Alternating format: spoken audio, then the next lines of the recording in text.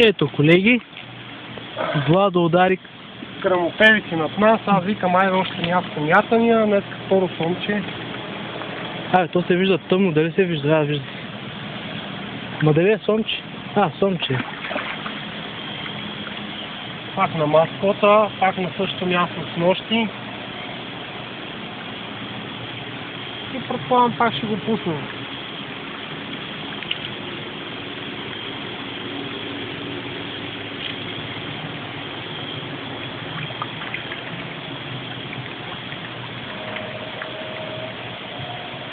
Има много силно течение и затова така го трудно излиза.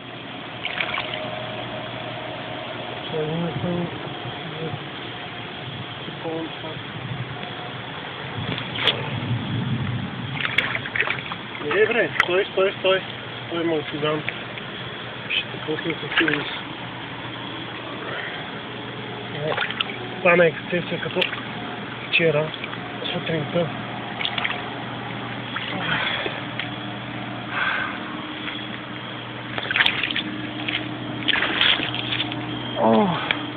Ще направим една снимка. Пак също така. Така ли всичко се вижда, му и направо да го пуснеш без снимка ще минеш. Така е? Его е. На маскот. Маскота вижда ли? Вижда се.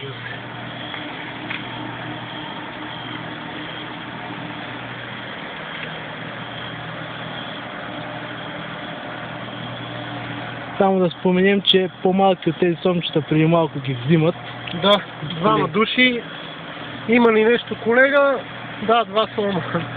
Кога гледаме те сомчета по 300 грама. Дай да го пускаме. За да има риба, аз на колегата един му казах: колега, за да има риба, пускайте ги тия сомчета. То ме гледа като председателя. Ай!